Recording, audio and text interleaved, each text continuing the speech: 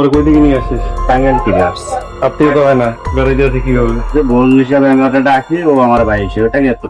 ঈদের আনন্দ যখন চারিদিকে ছড়িয়ে পড়েছিল, ঠিক তখনই একটি বন্ধ ঘরের নিস্তব্ধ দেয়াল সাক্ষী হচ্ছিল এক চরম নাটকীয়তার।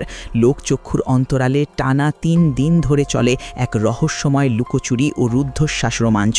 টাঙ্গাইলের হাসান মিয়া ভেবেছিলেন ঈদের এই ডামাডোলে হয়তো কারোর চোখে পড়বে না তার কর্মকাণ্ড, কিন্তু গ্রামবাসীদের সজাগ ও তীক্ষ্ণ দৃষ্টির কাছে হার মানতে হলো তার সব চাতুর্য।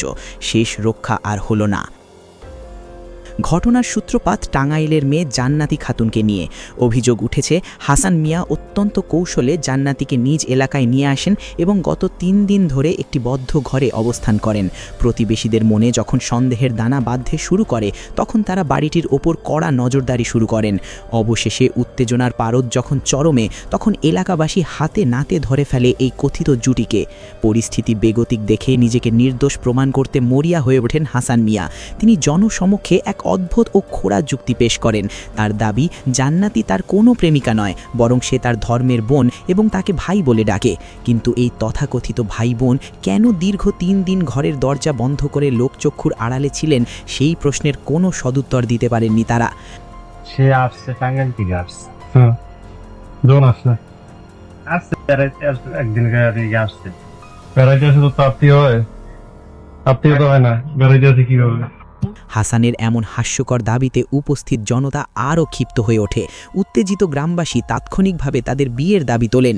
পরিস্থিতি নিয়ন্ত্রণে আনতে এলাকার গণ্যমান্য ব্যক্তিরা ঘটনাস্থলে উপস্থিত হলেও উত্তেজনার খুব একটা প্রশমন ঘটেনি। গ্রামবাসীর স্পষ্ট বক্তব্য, ধর্মের দোহাই দিয়ে অপরাধ ঢাকার এই অপচেষ্টা কোনোভাবেই গ্রহণযোগ্য নয়। তোর নাম কি? হ্যাঁ, পরে কই দিকে নিয়ে আসিস? সে আসছে টাঙ্গাইল থেকে আসছে। হ্যাঁ, জন আসছে। আসছে বেড়াইতে আসছে, একদিন আসছে। বেড়াইতে আছে তো আত্মীয় হয়? আত্মীয় তো হয় না, সামাজিক অবক্ষয়ের এই চরম চিত্রটি এখন পুরো এলাকায় টক অফ দ্য টাউনে পরিণত হয়েছে। এটি কি আসলেই কোনো পবিত্র সম্পর্ক, নাকি স্রেফ অপরাধ আড়াল করার একটি ঢাল? এই রহস্যময় ভাই বোন সম্পর্ক নিয়ে এখন পুরো জনপদে চলছে তোলপাড়। স্থানীয়দের মাঝে এই ঘটনা গভীর উদ্বেগ ও উৎকণ্ঠার সৃষ্টি করেছে।